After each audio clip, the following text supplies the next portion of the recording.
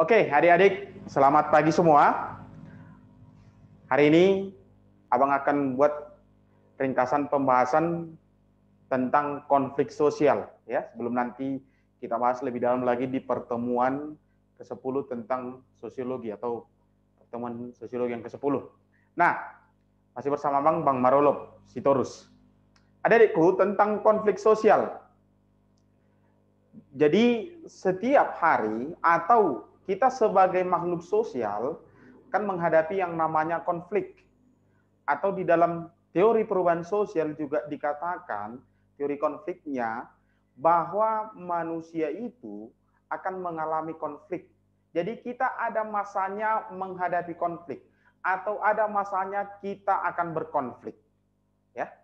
Jadi siapapun orangnya akan menghadapi konflik atau akan terjadi konflik dalam dirinya. Nah, jadi adik-adikku supaya lebih jelas, kita lihat apa tentang konflik sosial. Nah, konflik sosial.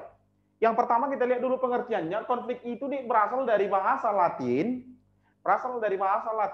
yaitu kata conflicu, ya. Conflicu yang artinya adalah memukul. Nah, memang di benak kita, konflik itu identik dengan menggunakan fisik. Nah, cuman di konflik sosial nanti nggak selamanya konflik itu harus menggunakan fisik, ya, nggak harus menggunakan fisik, nggak harus memukul. Tapi itulah asal katanya. Asal kata konflik itu konfliku yang artinya memukul. Nah, diartikan juga di konflik itu pertentangan atau perbedaan dua kekuatan, ya, yang disertai intimidasi. Jadi pertentangan atau perbedaan dua kekuatan yang disertai intimidasi untuk saling menguasai. Berarti terjadi perebutan untuk saling menguasai, ya. Bahkan ada juga yang mengatakan konflik itu adalah, ya, suatu upaya yang dilakukan seseorang dengan cara menentang pihak lawan untuk mencapai tujuannya. Ya, jadi ada yang ditentang. Nah, itulah yang termasuk pengertian daripada konflik. Nah, arti konflik itu bisa diartikan dia secara positif. Nah, dan juga secara negatif. Arti konflik yang positif dikatakanlah bahwa konflik itu merupakan persaingan sehat. Jadi di sana terjadi persaingan yang sehat, di konflik positif persaingan sehat, dan bersikap sportif untuk mencapai tujuan. Nah, yang bisa kita lihat di konflik yang positif ini banyak kita jumpai di pertandingan olahraga. Itu termasuk konflik, ya, tapi diartikan itu sebagai konflik positif karena ada persaingan. Adik-adik kan juga ketika ujian mau masuk ke perguruan tinggi negeri, kalau istilahnya ada SBMPTN, ya. Nah, itu juga bisa dikatakan sebagai konflik. Tapi konflik positif, persaingan, mendapatkan satu kursi di PTN, ya, karena akan ada sainganmu. Nah, itu juga bisa kita katakan sebagai konflik. Nah, itu dikategorikan sebagai konflik yang positif. Nah, yang kedua itu arti konflik, ada konflik negatif. Konflik negatif ini biasanya dihubungkanlah ini dengan kekerasan, ya, kekerasan, penghancuran, atau menghancurkan, ya, dan juga emosi. Itulah yang disebut dengan arti konflik yang negatif, ya, dihubungkan dengan kekerasan, penghancuran, dan emosi. Nah, kenapa bisa terjadi konflik? Seperti yang Bang bilang tadi di awal, siapapun dia, yang namanya manusia, pasti mengalami konflik, ya, atau di suatu waktu akan mengalami konflik. Kenapa bisa terjadi konflik? Apa penyebabnya? Yang pertama itu karena perbedaan individu. Karena berbeda individu setiap manusia. Perbedaan individu, ya. Karena sifat manusia itu yang pertama ada manusia sebagai makhluk individu, ada manusia sebagai makhluk sosial. Makhluk individu itu mencirikan atau menandakan individunya. Mana si A, mana si B. Nampaklah dia ada perbedaan individu. Nah, karena perbedaan individu itulah bisa menyebabkan konflik. Nah, contoh perbedaan individu, perbedaan ciri fisik. Agak beda ciri fisik kawan kita, ya. Mau kita ejek sehingga memunculkan konflik. Itu dia. Yang kedua, penyebab konflik itu adalah perbedaan pendapat. Perbedaan pendapat antara si A dengan si B, antara si X dengan si Y, perbedaan antara ayah dengan ibu. Nah, perbedaan pendapatnya bisa mengakibatkan konflik. Oke? Nah, yang ketiga perbedaan budaya. Perbedaan budaya ini budaya ini lebih cenderung ke suku bisa kita lihat. Nah, artinya kalau sudah beda suku, beda bahasa, nah perbedaan bahasa bisa mengakibatkan konflik. Artinya ya di suku A artinya arti kata itu positif, di suku B nah bisa aja negatif arti kata itu sehingga bisa memunculkan konflik. Jadi perbedaan budaya. Nah, yang berikutnya penyebab konflik adalah perubahan sosial. Kalau terjadi perubahan di masyarakat bisa memunculkan konflik. Sebaliknya juga seperti itu. Kalau terjadi konflik, bisa terjadi perubahan di masyarakat. Ya. Jadi itulah penyebab daripada konflik karena perbedaan individu, perbedaan pendapat, perbedaan budaya dan perubahan sosial. Ya, jelas deh ya tentang penyebab konflik. Nah, konflik ini bermacam-macam. Ya, ada bentuk-bentuk konflik. Yang pertama, ada disebut konflik berdasarkan tujuan organisasi. Jadi ketika mau mencapai tujuan organisasi terjadi konflik. Nah, konflik di situ disebutlah bentuknya ada dua. Yang pertama ada konflik fungsional. Konflik fungsional ini inilah yang menjadi terjadi konflik. Nah, karena mendukung tujuan organisasi. Terjadi bentrok di dalam kelompok itu karena ingin mendukung tujuan organisasi. Berarti di sana ada sifat konstruktif, ingin membangun, ya, karena mendukung tujuan organisasi. Itulah yang disebut dengan konflik fungsional. Yang kedua, ada disebut dengan konflik disfungsional. Kalau ini disfungsional ini menghambat untuk tercapainya tujuan organisasi. Menghambat tercapainya tujuan organisasi. Nah, di sini terjadi sifat destruktif, menghambat. Jadi itulah konflik berdasarkan pencapaian tujuan organisasi. Ada konflik fungsional, ada konflik disfungsional. Ya. Nah, yang mana tadi fungsional itu adalah mendukung tujuan organisasi, sedangkan disfungsional itu adalah menghambat tercapainya tujuan organisasi. Nah, itulah berdasarkan tujuan organisasi. Nah, selanjutnya yang kedua, konflik yang kedua berdasarkan posisi pelaku. Nah, yang berkonflik itu bagaimana posisinya? Kalau si A dengan si B yang berkonflik, bagaimana posisi yang dua ini? Nah, jadi berdasarkan posisi pelaku, ada jenis konflik. Yang pertama dikatakanlah konflik vertikal. Kalau vertikal berarti antara atas ke bawah gitu ya, atau dari bawah ke atas. Nah, yang berkonflik itu terjadi antar tingkatan kelas. Satu dia berada posisinya di atas, satu lagi di bawah. Atau dia atasan, satu lagi di bawahan. Ya.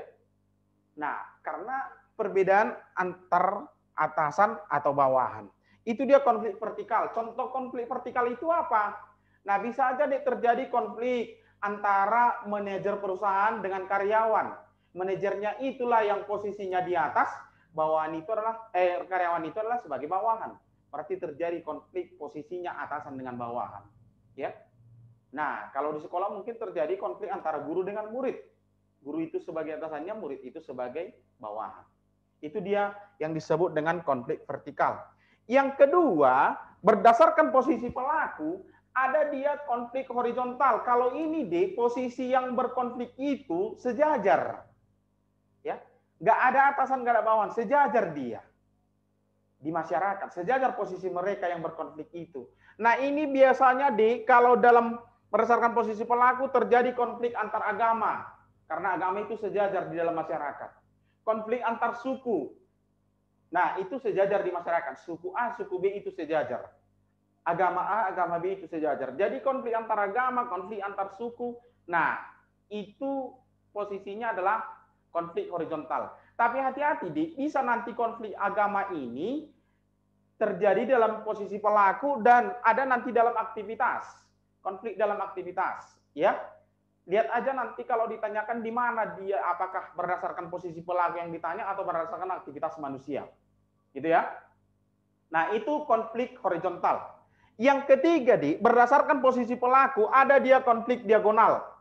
Nah, biasanya, kalau konflik diagonal ini, ya, berarti diagonal dua sisi yang berbeda. Nggak ada atasan, nggak ada bawahan, kan gitu. Nah, diagonal itu, terjadi karena ketidakadilan sumber daya manusia atau sumber daya alam. ini diagonal sering, kalau konflik diagonal ini terjadi antara satu perusahaan dengan masyarakat sekitar. Mungkin adikku pernah mendengar ya konflik peristiwa lumpur Lapindo, terjadi konflik antara perusahaan Lapindo dengan masyarakat sekitar. Ya, mungkin karena pembuangan limbah yang secara sembarangan terjadi konflik antara masyarakat dengan perusahaan. Jadi itu yang disebut dengan konflik diagonal. Itulah berdasarkan posisi pelaku. Ada konflik vertikal, horizontal, dan diagonal. Oke. Nah, yang ketiga, konflik berdasarkan jumlah pelaku. Jumlah pelaku ini kira-kira berapa orang yang berkonflik? Ya, berapa orang yang berkonflik? Nah, yang pertama, ada konflik intrapribadi. Nah, ini konflik hanya dialami oleh satu orang. Kok bisa, Bang? Satu orang? Iya, bisa satu orang mengalami konflik. Hanya dia sendiri yang berkonflik. Nah, ini biasanya melawan hati nuraninya atau melawan pemikirannya.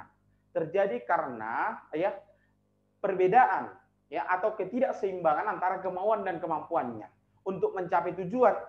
Untuk mencapai tujuannya ya, perbedaan antara kemauan dan kemampuan untuk mencapai tujuannya sehingga dia mengalami konflik sendiri dan dia mengalami stres. Itulah yang disebut dengan konflik intrapribadi. Jadi jumlah pelakunya hanya satu orang. Gitu ya. Itu untuk berdasarkan jumlah pelaku yang pertama, konflik intrapribadi.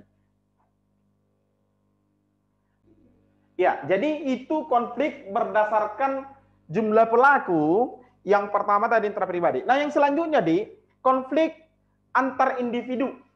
Antar individu berarti satu lawan satu, berarti yang berkonflik itu dua orang. Gitu ya. Antara si Budi dengan si Badu misalnya ya, atau si A dengan si B, berarti yang berkonflik itu dua orang. Jadi jumlah pelakunya dua orang. Gitu dia konflik antar individu.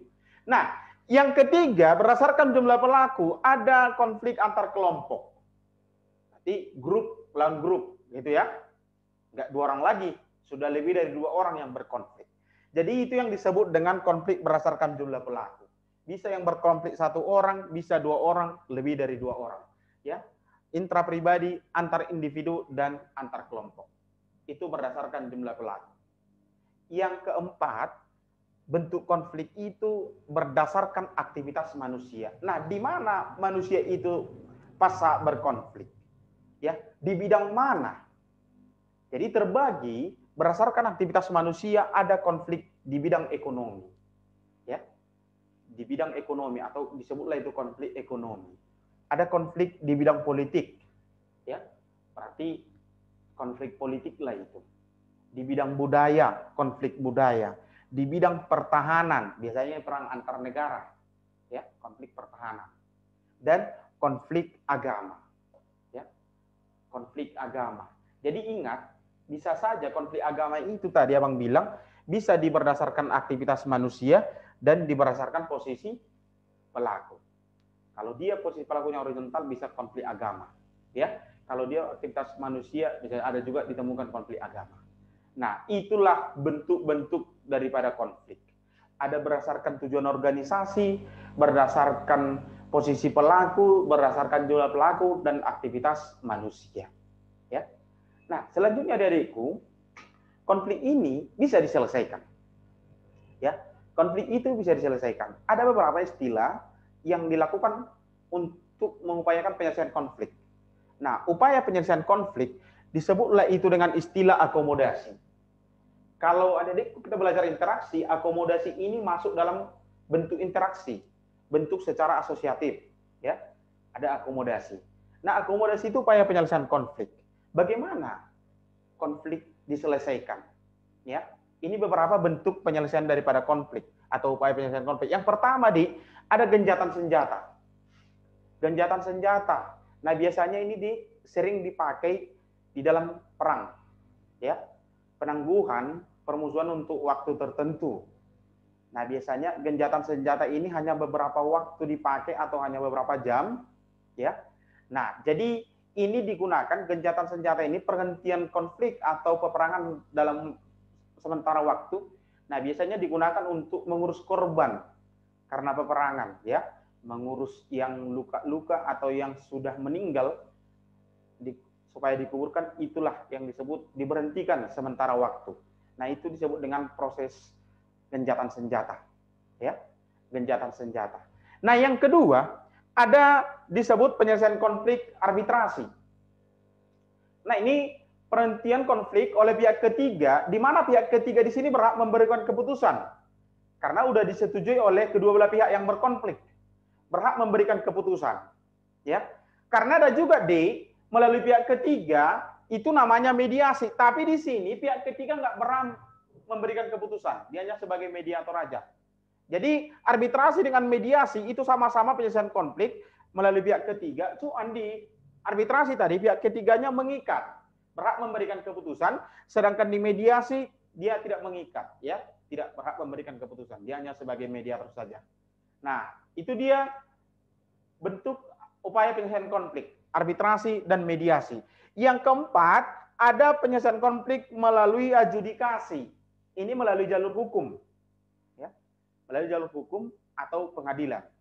Itu dia, adjudikasi. Jadi konflik itu diselesaikan melalui jalur hukum atau di pengadilan. Nah, yang terakhir, bentuk atau upaya penyelesaian konflik ada namanya stalemate. Stalemate ini, konflik berhenti dengan sendirinya karena kedua belah pihak yang berkonflik mempunyai kekuatan yang sama atau kekuatan seimbang. Itulah beberapa upaya penyelesaian konflik atau yang sering disebut dengan istilah akomodasi. Ada gencatan senjata, arbitrasi, mediasi, adjudikasi, dan stalemate. Ya, itulah. Jadi konflik itu bisa diselesaikan dengan cara apa? Bisa dengan beberapa bentuk daripada penyelesaian konflik. Nah, itulah pembahasan singkat kita tentang konflik sosial. Terima kasih.